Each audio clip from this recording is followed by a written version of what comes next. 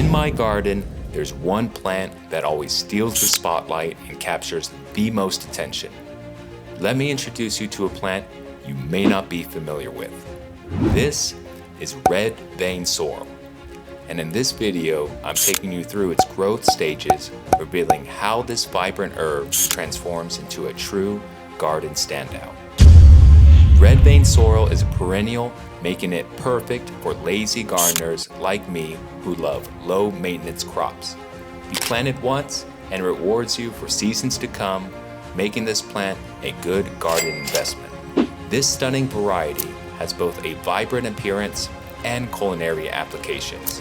The young leaves are used because they have a tangy, lemony flavor. However, have caution when using the older leaves because they can become bitter. But even if you're not into eating it, red vein sorrel can be grown as a decorative piece in your garden. The plant features elongated, spare-shaped leaves that are bright green with deep crimson red veins running through. These veins create an eye-catching contrast that make the plant really stand out. When starting from seed, here's what you can expect.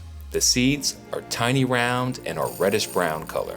A gram seed packet costs about $3. And here's the best part. These little seeds germinate quickly, usually within 5 to 7 days. Just make sure to keep the soil moist and the humidity high during this time.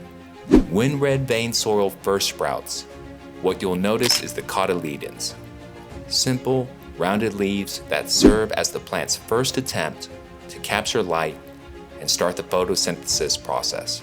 Now, these early leaves may not yet show that dramatic red vein, but they play a crucial role in the plant's initial growth. As the plant continues to grow, the first true leaves begin to appear, and this is where the magic happens. These leaves start to exhibit the iconic red veins that give this plant its name. These veins are subtle at first, but will soon showcase an elaborate pattern of red veins that make this plant distinctive. Here is a side-by-side of the early growing phases. Now let's get planting. I'm using a square potting container here, and I'm filling it with soil. Make sure the soil is loose and airy. If the soil you use is too compact, it may cause waterlogged problems and put excess stress on the plant when trying to grow and spread its roots. Next, I'm lightly misting the container. This helps the soil hold its shape and makes it easier to plant our adolescent sorrel. Once the misting is done, use your surgeon skills to make a hole and carefully place the young plant in position. Once it's in, drown that sucker and let it sit for several days until it dries up. And there you have it. We just planted our sorrel and set it on its path to produce vibrant, tangy leaves that will soon brighten up our garden and our plates. As the sorrel grows, remember, patience is key.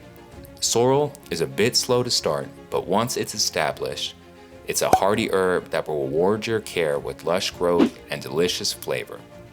When the plant reaches maturity, you'll be able to enjoy the decorative and culinary addition of sorrel leaves that are bound to impress. Thanks for joining me today on this journey through the life of red vein sorrel. I hope you've learned a little something and feel inspired to add this beautiful, low-maintenance plant to your garden. Don't forget to hit that like and subscribe button so you never miss another episode of House of Plants. See you next time, and happy gardening.